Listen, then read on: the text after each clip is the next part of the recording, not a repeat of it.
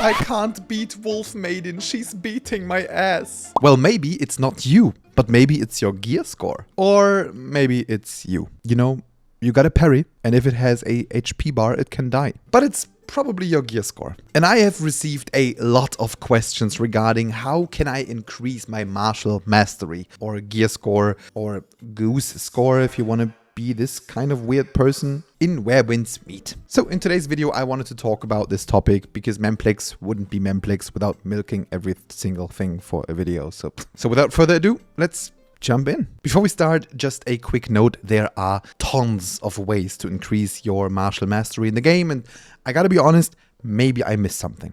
If I missed something, please drop it in the comment section below. I try to not miss anything, but it can happen. Right, so one of the most important menus that you will need for all of this is the develop menu that you can find in your escape menu. And you can see your current gear score or martial mastery on the top right. And before we go into each section of increasing it, there's one important button, which is this one, saying Improvement Guide. Now, if you click on this button and you go into the first tab, not the second one, which is just the different paths, like weapon combinations that the game recommends, but if you click on the first tab, you can see each section that increases your martial mastery, and you can see how well you are set up in each of these sections. And if they are green, you are fine. If all of them are green, they are at least what's expected from you on this specific level range. And you can even see that by this icon over here saying excellent, upgrade as needed. Now, if you click on these sections, they will offer you all the different things that you can do or should do in order to increase your martial mastery. So for example, if I click on my inner ways, I see that everything is fine so far, but my inner way Wolf Chaser's art is not on the tier that is recommended. So this is just giving you a brief overview, but we are still going to go through each of these sections. So first of all, you have gear sets. The left 4 items are a gear set and the right 4 items are a gear set. And if you do some boss challenges and you get to choose a chest, make sure you choose the chest with the gear set that you want. And whatever set you want really depends on your weapon combination. So I play Strategic Sword in Heaven, Quaker Spear in PvE, which means I need Hawk Wing set on the left side and Eagle Rise set on the right side. And they both come from the same chest, which is really convenient. Each set gives a 2-piece bonus and a 4-piece bonus. So technically you can even combine 4 different sets. Honestly, most of the time 4-piece sets make more sense because the bonus is bigger, but you got to decide that for yourself. So each weapon in the game comes with a basic substat that can be purple, but it can also blue, like on this weapon, for example. And beyond that, it also has a recommended icon if this is recommended for your current martial arts combination. So what you want to do first is you want to grind for gear with good substats that fits the set that you want to use. Now for gear grinding, you want to go to Wandering Paths and you want to go to Challenges. And there are different ways of obtaining gear. For example, you have the Sword Trial, which gives the best overall rewards for your stamina used. So I would always recommend to try to do this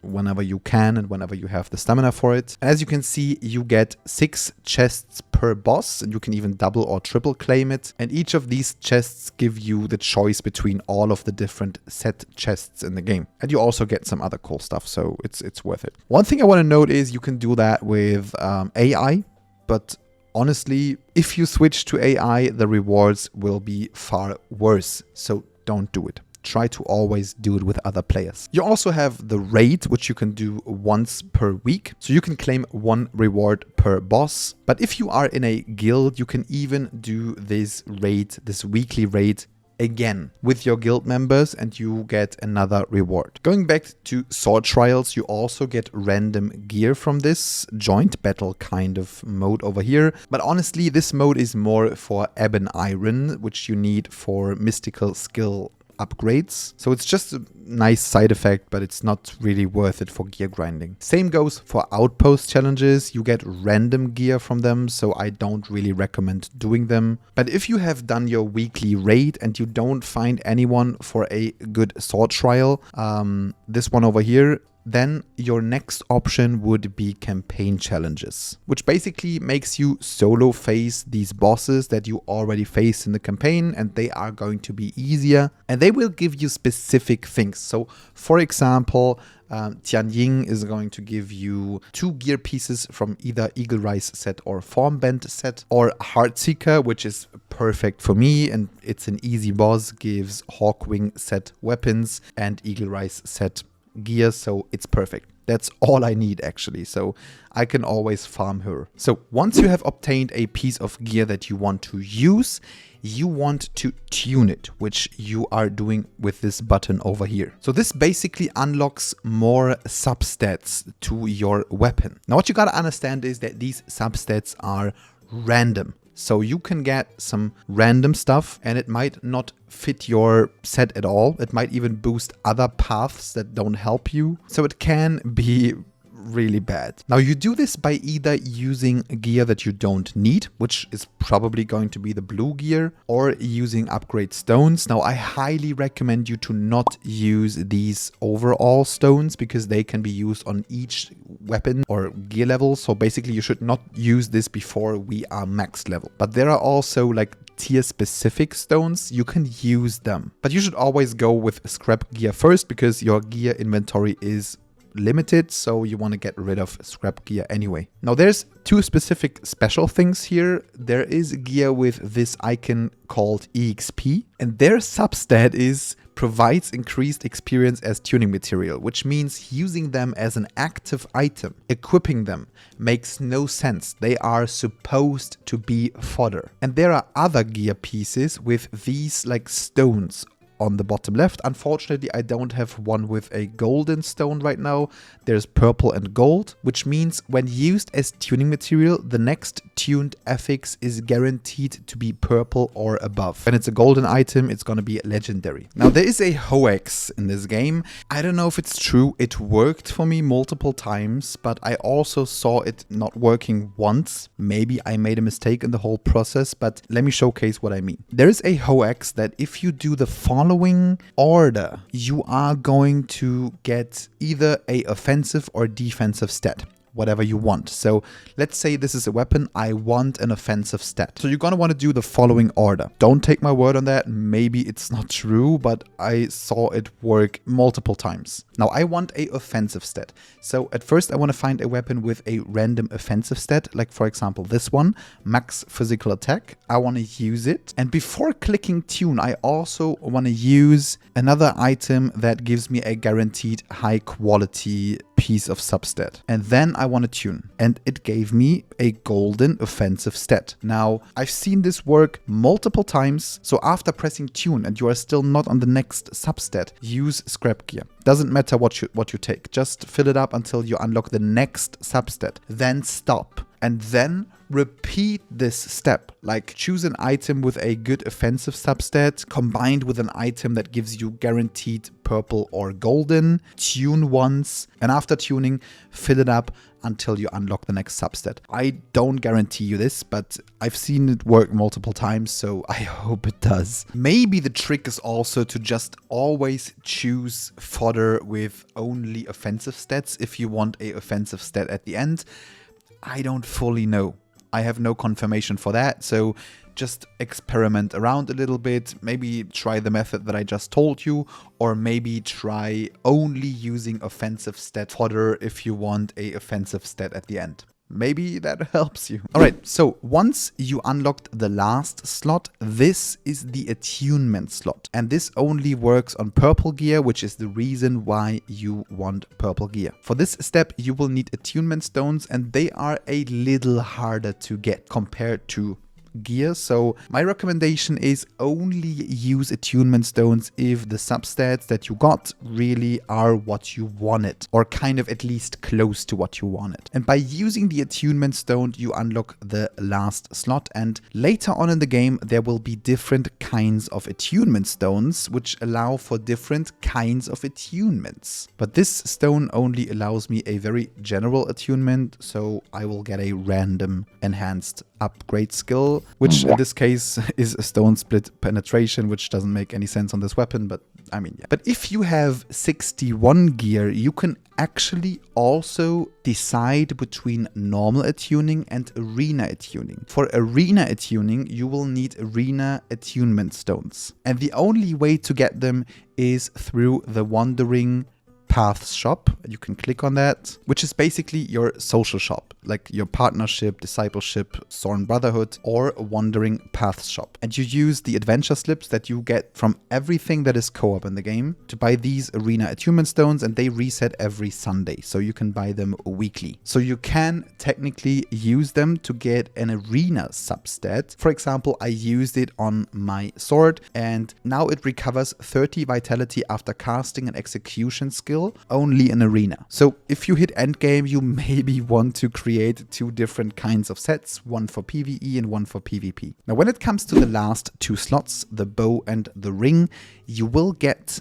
a bow and a ring if you do the breakthrough, but they are going to be blue. Now, if you want to get purple stuff, you will have to craft it. So we go to the bag, and then we go to the crafting menu over here, click on craft. And now you have the different kinds of bows and rings in the very first tab. So you want to find a bow that is on your gear level and has the substat that you want. And then there is a 10% chance that each craft can be purple. So you gotta want to craft multiple bows and rings in order to get a purple one. As you can see, I was lucky with my bow, but unfortunately I was unlucky with my ring, so I didn't get a purple one yet. So yeah. So this is your gear. Next up, we have the gear enhancement. Now, what you need to understand about this menu is this is not gear specific. Enhancing a slot in here, like for example, my pendant slot or my weapon slot, main weapon slot. This is permanent. So whenever you switch your weapon,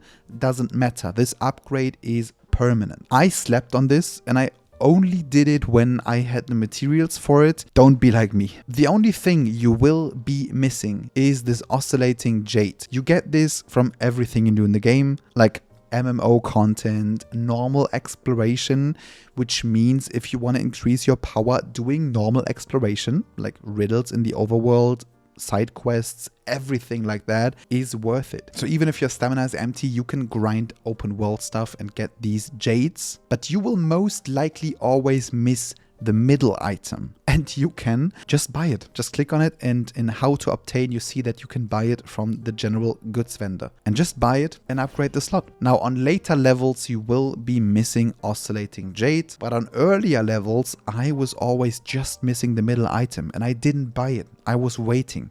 That's the worst thing you can do. If you are missing the jade, okay, you can't really upgrade it, you have to play the game. But if you are just missing the middle item, please buy it and upgrade this slot. And if you ever run out of these items, you can even grind them. For example, for this coarse fur that I need, I can hunt elks, deers, wolves, boars, something like that. And in order to find out where you find them, you can go to the map, go to this filter option over here, and you can search for certain animals, for example, or certain herbs, whatever you need. And then it's going to help you find these animals in the overworld. So you should make sure that these slots are always enhanced as much as possible. The next thing that you unlock on level 41 is the arsenal. This is also going to permanently boost your power. Now what this does is whenever you hit a next level threshold and your old gear is useless, you can put it into the arsenal. And as you can see, it holds the best possible gear that I have for this level, and it will always hold it. Which means in most games, whenever a new max level unlocks, the old gear is kind of useless and you just scrap it, but not in this game.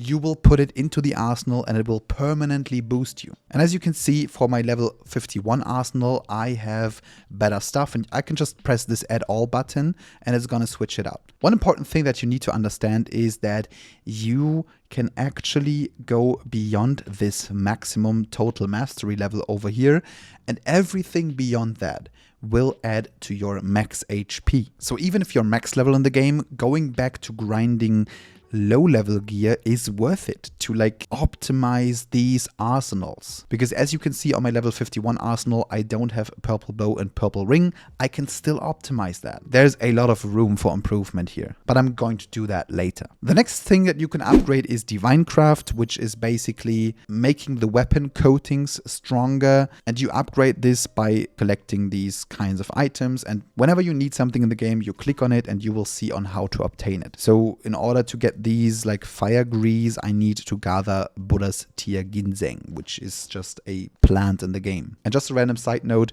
on your solo world, plants take 24 hours to regrow. On the multiplayer world, they only take 1 hour. So whenever you are done farming in your single player world, you can go to the multiplayer world and just keep farming. So you upgrade this, and at a certain point you will unlock like these side effects. For example, whenever I use the fire coating, consecutive attacks trigger an additional explosion. So all of these things add to your martial mastery. But this is not everything. If we go to the first tab, abilities, of course you want to increase your martial arts level by basically pressing martial arts breakthrough, and then you can use these items to increase the level of your martial arts. Now these items that you need are actually farmable without limits, because you're always going to need items that drop from NPCs. Now there are different kinds of items and different kinds of NPCs that drop them, but you are always going to find them in some kind of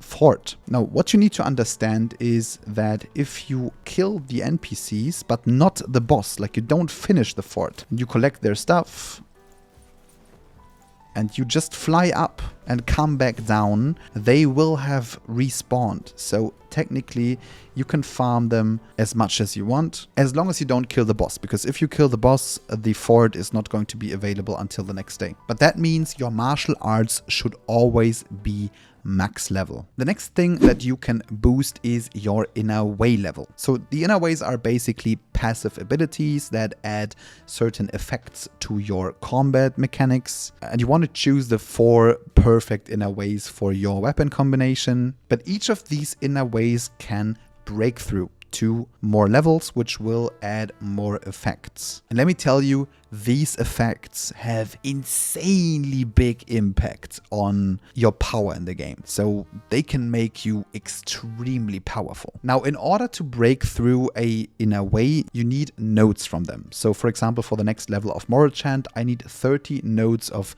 this inner way. And I have 14 right now. And you get this from these inner way node chests. So whenever you see something in the game that allows you to get these inner way node chests, it is worth doing it. We have side quests that give that. We have MMO modes like the Hero's Realm and Sword Trials who drop them. You can get them by becoming friends with the food vendors in the game, or you can also go to Improvement Guide, Path Guide, and do these challenges over here. Whenever you've finished 20 more basic challenges, you can go to all path challenges on the bottom and you will get 20 of these chests. And there are more ways. Basically, you want to find all the ways that allow you to get these chests. And then you just open them. If you play a certain path, you should always go with the chest that fits your path. So I play Nameless Sword, Strategic Sword, Heaven Quaker Spear. They are all Bell Strike. So I always go with the Bell Strike ones because I want the Bell Strike inner ways. And then I get some notes. That's basically how you get them. Now this is random,